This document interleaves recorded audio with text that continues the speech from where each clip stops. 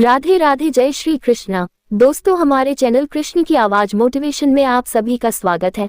मित्रों, माता रानी आपके सभी कष्टों को दूर करें, आपकी झोली खुशियों से सदैव भरी रहे। मित्रों, नवरात्रि का महापर्व 9 देवी अर्थात 9 कन्याओं को समर्पित है।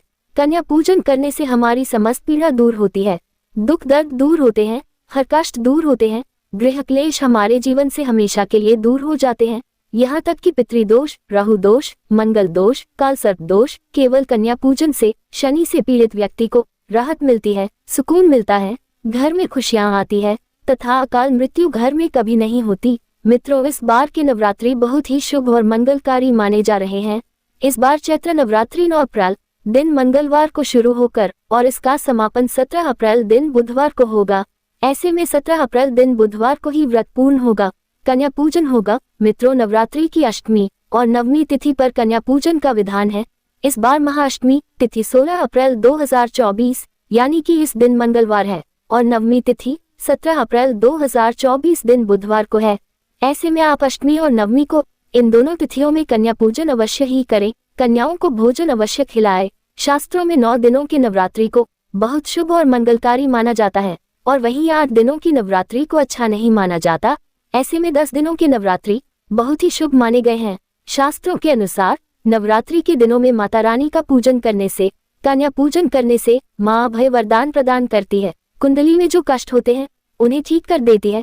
श्रीधर की तरह ही सच्चे हृदय वाले व्यक्ति के सभी कष्टों का निवारण माँ शीघ्र ही करती है। माँ की उपासना से विनम्रता का विकास होता है, सभी कष्ट, दुख, दरिद्रता नष्ट हो जाते हैं। नवरात्रि में माता रानी का व्रत और पूजन किया जाता है, लेकिन नवरात्रि के दौरान सबसे ज्यादा महत्व होता है कन्या पूजन का। मित्रों, कन्या रानी जो होती है फूलों की पंखुड़ियां की तरह कोमल होती है। कन्या पूजन सर्वप्रिय है, श्रेष्ठ है। कन्या के रूप में स्वयं जगदम्बा देवी माता वैष्णो 9 देवियां अर्थात समस्त ब्रह्मांड उनके शरीर के रोम रोम वास करते हैं।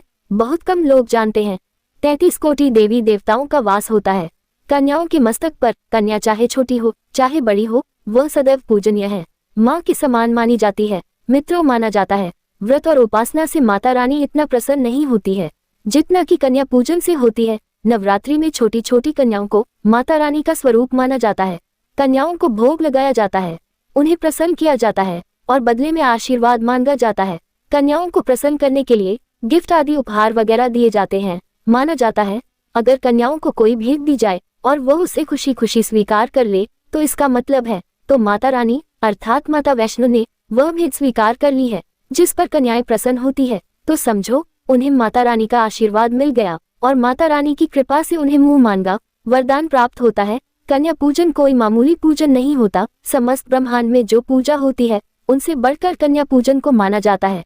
10 बार गंगा स्नान करने से और 100 बार यज्ञ करने से तथा 1000 बार यात्रा करने से जो पुण्य मिलता है वह मात्र 1 बार कन्या पूजन करने से करोड़ों गुना भक्तों को मिल जाता है। मित्रों, इसीलिए कहा जाता है कि कन्याओं को सताना नहीं चाहिए, इससे समस्त ब्रह्मांड हिल जाता है। कन्याओं की जितनी सेवा की जाए कम ही होती है। कन्याएं कोई मामूली नहीं होती। कन्या के रूप में स्वयं उनके मस्तक पर विराजमान होकर स्वयं देवी चलकर आपके घर तक आती है।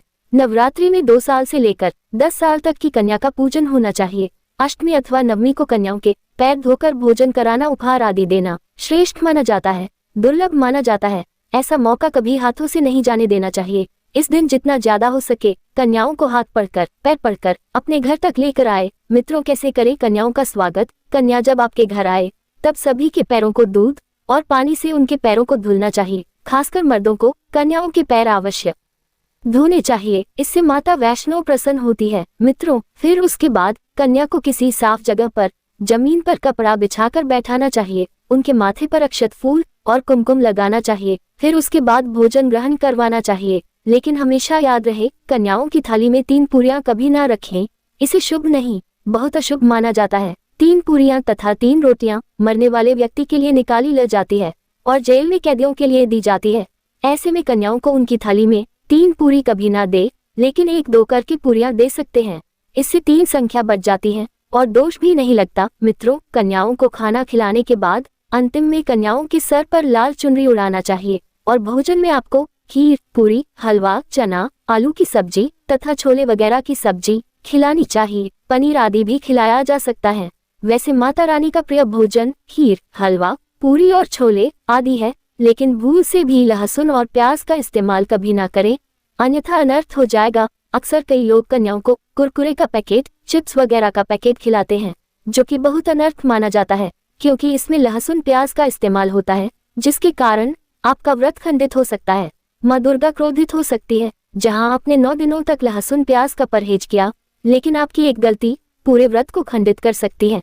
इतना भी नादान नहीं बनना चाहिए कि माता रानी रुष्ट हो जाए और कन्या को भी अशुद्ध होना पड़े। कन्याओं को डब्बा बंद कोई भी ऐसी चीज ना खिलाए जिसमें लहसुन प्याज होता है। कई चीज तो ऐसी होती है मार्केट में जिसके अंदर लहसुन प्याज का इस्तेमाल होता है, ऐसा आप कभी मत करना। मित्रों, कई लोग कन्या पूजन में खाना घर पर नहीं बनाते और मार्केट से रेडीमेड लाकर ही खिलाते हैं तथा दही जलेबी खिलाते हैं, जो कि शुभ नहीं माना जाता। मित्रों, ऐसा खाना वह लोग खिलाते हैं जिनके घर में मान लीजिए कोई दुर्घटना आदि हो गई है, या घर में कोई बीमार है, या कोई मुसीबत है, तब वह ऐसा करते हैं। लेकिन अगर आप स्वस्थ हैं, आपको कोई पीड़ा नहीं है, तो ऐसा भूलकर भी नहीं करना चाहिए। माता रानी दही जलेबी नहीं, आपके हाथों का बना भोजन खाना चाहती है, आपका प्यार चाहती है। फिर चाहे आप घर में एक ही पूरी क्यों ना बनाएं माता के लिए, पर आप स्वयं ही अपने हाथों से माता रानी को भोजन खिलाएं। देखिए, भले ही आप दही जलेबी खिला सकते हैं, परंतु माता को घर का बना हुआ शुद्ध भोजन ही अति प्रिय है। खासकर नवरात्रों के दौरान घर में पक्का खाना अवश्य बनाना चाहिए। माता रानी बहुत प्रसन्न होती है। घर का बना पक्का खाना ही कन्याओं को खिलाना चाहिए। हमेशा याद रखें, कन्याओं को प्लास्टिक के बने दोने में खाना नहीं खिलाना चाहिए। ऐसे बर्तन पूजा पाठ के लिए शुभ नहीं, अशुभ होते हैं, क्योंकि प्लास्टिक के ज्यादातर बर्तन जो होते हैं जानवरों की हड्डियों द्वारा बनाए जाते हैं।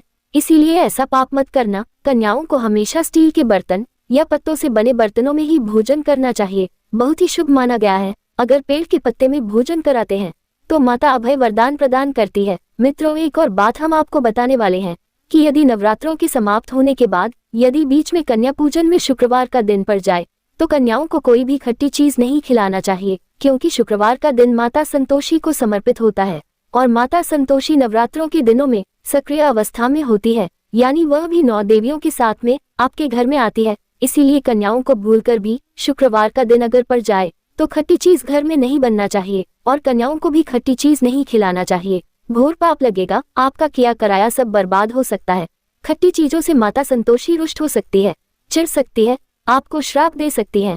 इसीलिए नादान ना बने। मित्रों, भोजन करने के बाद कन्याओं की थाली में एक लौंग जरूर रखना चाहिए, क्योंकि लौंग देवी शक्ति तथा दुर्गा माँ को बहुत प्रिय है। लौंग माता शक्ति का प्रतीक होती है। लौंग में नवदुर्गा का वास होता है। इन 9 दिनों में माता रानी को लौंग का भोग ही लगाया जाता है। तो खाना खाने के बाद कन्याओं को लौंग अवश्य अर्पित करें। माता रानी को अमृत से बढ़कर लौंग प्रिय है, इसीलिए कन्याओं को थाली में चुपचाप एक लौंग जरूर रखें। आपका भाग्य चमक जाएगा। माता लक्ष्मी आपके जीवन में धन की कोई भी कमी नहीं होने देंगी। मित्रों, आपको बता दे, कन्याओं को उपहार में क्या दे। कन्याओं को खुश करने के लिए उनकी थाली में दक्षिणा डालें, ताकि आपके घर में संपन्नता बनी रहे तथा धन की कोई भी कमी ना हो। जब आपके घर से खुशी खुशी धन लेकर जाती है, तो वह भी आपको खुशी खुशी कई गुना धन प्रदान करती है। इस समय कंजूसी मत करना, खुशी खुशी कन्याओं को धन अवश्य देना। कन्याओं को कोई सुंदर गिफ्ट दे सकते हैं। शास्त्रों में बताया जाता है कि कन्या जितना खुश होती है, माता रानी उतना ही जल्द फल की प्राप्ति प्रदान करती है। ऐसे में आप कन्याओं को चॉकलेट बॉक्स दे सकते हैं तथा खूबसूरत कपड़े दे सकते हैं। याद रहे, काले कपड़े न दे और स्टील के बर्तन गिफ्ट के तौर पर दे सकते हैं। याद रहे, कन्याओं को लोहे का कोई भी सामान नहीं देना चाहिए, नहीं तो राहु केतु का प्रभाव आपके जीवन में प्रवेश कर जाएगा। राहु काल तथा राहु दोष आपको लग जाएगा, आप बर्बाद भी हो सकते हैं। मित्रों, जब कन्या अपने घर के लिए प्रस्थान करें तो उनके चरण जरूर छू लें और अपने मन में अपनी प्रार्थना को पूरा करें। सच्चे दिल से मांगी हुई मुराद माता रानी अवश्य ही पूरी करती है। सच्चे दिल का मतलब होता है मन में कोई भी लालच ना हो, और अगर वह लालच माता को पाने के लिए बन जाए तो उसे बोलते हैं सच्ची श्रद्धा और सच्ची भक्ति। ऐसी भक्ति के आगे स्वयं 33 कोटि देवी देवता आपको नमस्कार करते हैं। मित्रों, नवरात्रों के दिनों में अगर मिल जाए आपको ये संकेत, तो समझो माँ दुर्गा आपके घर में आ चुकी है। माँ दुर्गा का आशीर्वाद आपको प्राप्त होने वाला है। तो चलिए शुरू करते हैं। मित्रों, नंबर 1, यदि नवरात्रि में आपका मन प्रसन्न होने लगे, पूजा पाठ में आपका मन लगने लगे, पूजा करते समय मन का शांत होना ये दर्शाता है कि आपको बहुत जल्द माँ की कृपा प्राप्त होने वाली है। माता रानी आपकी भक्ति से बहुत खुश है। आपकी भक्ति माता रानी को आनंद दे रही है। ऐसे व्यक्ति को समझ जाना चाहिए कि उसके जीवन में अब अच्छा समय आने वाला है। मित्रों, नंबर 2, जब आप कलश स्थापना करते हैं तो जौ से निकली हरियाली बहुत ही शुभ मानी गई है। कहा जाता है कि जौ से निकली हरियाली हमारे भविष्य में होने वाले अच्छे और बुरे होने का संकेत देती है। ये सभी बातें हमारे आने वाले साल का भविष्य बताती है। यदि आपने जो बोए हैं और वह किसी कारणवश नहीं हो पाए हैं तो ये संकेत बाद ही मनहूस माना गया है। कहा जाता है कि नवरात्रों में जो अगर सूख जाते हैं या बढ़ते नहीं हैं तो आपको समझ लेना चाहिए कि यह साल आपका खराब होने वाला है तथा घर में कोई बीमारी आने वाली है या दिन दुगनी रात चौगुनी आपकी कम होने वाली है या घटने वाली है। मित्रों, ये धन हानि का संकेत माना गया है क्योंकि आपने कोई ना कोई गलती ऐसी कर दी होगी जिसके कारण माता रानी नाराज हो गई है। इसीलिए माता से आप क्षमा अवश्य मांग ले। माँ अपने भक्तों को अवश्य माफ करती है। एक माँ ही होती है जो अपने बेटे को हर गलती पर माफ करती है, लेकिन ऐसा बेटा किस काम का जो माँ से माफी ना मांगे। इसीलिए माता रानी से अपनी गलती की माफी अवश्य मांग ले। माता वैष्णो अपने भक्तों को कभी निराश नहीं करती बल्कि उन्हें धन धान्य से और खुशियों से परिपूर्ण बना देती है। और मित्रों, यदि जौ हरे भरे हो जाते हैं तो ये शुभ संकेत होता है। इससे आने वाले समय में आपको बहुत ज्यादा ही धन लाभ होगा। माना जाता है कि 1 रुपए का सिक्का या चांदी का कोई भी सिक्का जौ के बीचों बीच में अगर मिट्टी में दबा दिया जाए तो घर में सुख समृद्धि आती है। माता लक्ष्मी दौड़ी दौड़ी चली आती है। जौ के अंदर हमेशा 1 रुपए का सिक्का अवश्य डालना चाहिए। जौ को खाली नहीं रखना चाहिए, उसमें धन वगैरह अवश्य डालना चाहिए। इससे माता का आशीर्वाद सदैव परिवार पर बना रहता है और जीवन में कोई भी संकट नहीं आता। खाली जो मतलब धन भी खाली और खुशियां भी खाली ही मिलेंगी। मित्रों, नंबर 3, नवरात्रों के दौरान अगर माँ के गले से फूल गिर जाए तथा जौ के हरे भरे पत्ते अगर बिन हवा के हिल जाए तो इसे अति उत्तम माना गया है। ये संकेत बताता है कि माता रानी का आगमन आपके घर में स्थायी रूप से हो चुका है। आपको माता लक्ष्मी की कृपा प्राप्त होने वाली है। ये संकेत कुछ खास लोगों को ही दिखाई देते हैं। माना जाता है कि पूजा करते समय यदि धुआं अधिक बढ़ जाए तो इससे ये पता चलता है कि आपके घर से गरीबी हमेशा के लिए जाने वाली है। भूत प्रेत आत्माएं अब आपके घर से हमेशा के लिए जाने वाले हैं। पूजा करते समय धुएं का अधिक होना बहुत ही शुभ और मंगलकारी माना गया है। ये संकेत भविष्य में अच्छे परिणाम को दर्शाते हैं। मित्रों, नंबर 4, यदि आपकी नींद नवरात्रि के दौरान सुबह 4 बजे के आसपास खुलती है तो इसे बड़ा ही शुभ संकेत माना जाता है क्योंकि यह समय ब्रह्म मुहूर्त कहलाता है। इस समय देवी शक्ति अपने सच्चे भक्तों को ही जगाती है। इस समय उठना मतलब माता की कृपा प्राप्त करने के बराबर माना गया है। ये संकेत बताते हैं कि माता की सच्ची भक्ति का प्रभाव आपके ऊपर हो चुका है और माता रानी आपको जल्दी ही कोई खुशखबरी देने वाली है। माँ आपकी सच्ची भक्ति से बहुत खुश है।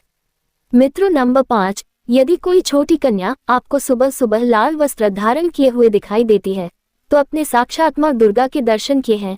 यदि नवरात्रों में सबसे पहले आपके घर में कन्याओं का आगमन हो जाए तो समझो आपको दुनिया की कोई भी शक्ति, ब्रह्मांड की कोई भी शक्ति आपको करोड़पति होने से नहीं रोक सकती। आपके जीवन में, आपके घर में माता लक्ष्मी का आगमन होने वाला है। आप दिन दुगनी रात चौगुनी तरक्की करेंगे। ऐसे में कन्याओं को भरपूर तरीके से खुश रखें और उनका आगमन दूध से चरण धुलाकर करें। कोई भी कंजूसी न करें। मित्रों, माता रानी आपको ये संकेत दे रही है कि अब आपका बुरा समय समाप्त हो चुका है। अब जीवन में सुख समृद्धि के द्वार खुल जाएंगे। मित्रों, नंबर 6, द्वार पर गाय का आना। वेदों में बताया जाता है कि नवरात्रि के दौरान गाय माता का घर में आना बड़ा ही शुभ संकेत माना गया है। नवरात्रि में द्वार पर गाय का आना अत्यंत शुभ है। यदि आपके भी द्वार पर गाय आती है तो गाय के माथे पर कुमकुम लगाना ना भूले तथा गाय को रोटी जरूर खिलाएं। इससे माँ दुर्गा अत्यंत प्रसन्न होंगी और आपकी झोली खुशियों से भर देंगी। द्वार पर गाय का बार बार आना भी जीवन में आने वाले अच्छे संकेतों की ओर इशारा करता है। मित्रों, नंबर 7, यदि ब्रह्म मुहूर्त के समय यानी सुबह के 4 बजे के आसपास घंटियों की आवाज सुनाई दे जाए या शंकर की आवाज सुनाई दे जाए तथा कोई भजन सुनाई दे जाए तो बड़ा ही शुभ संकेत माना गया है। इससे ये पता चलता है कि माता रानी आपकी भक्ति से बहुत प्रसन्न है और आपके जीवन में सभी नकारात्मकता का नाश होने वाला है तथा माता लक्ष्मी की कृपा आपको प्राप्त होने वाली है। मित्रों, नवरात्रों के दौरान घर में काली चींटियों का दिखना, लंबी लंबी लाइन बनाकर मुंह में खाना ले जाते हुए चींटियों को देखना अच्छा संकेत माना गया है। और यदि मंदिर में पूजा करते समय कोई छिपकली आदि दिखाई दे जाए या मंदिर के स्थान की ओर छिपकली चली जाए तो बड़ा ही शुभ संकेत माना गया है। इससे ये पता चलता है कि आपको माता लक्ष्मी की कृपा प्राप्त होने वाली है। माँ का आशीर्वाद आपको मिलने वाला है। नवरात्रों के दौरान मंदिर में छिपकली का देखना बहुत ही शुभ संकेत माना गया है। आपकी भक्ति का फल आपको शीघ्र ही मिलने वाला है। क्योंकि छिपकली को माता लक्ष्मी का प्रतीक माना गया है। किसी शुभ अवसर पर छिपकली का दिखना मंगलकारी माना गया है और नवरात्रि में छिपकली का मंदिर में दिखना साक्षात देवी लक्ष्मी का स्वरूप माना गया है।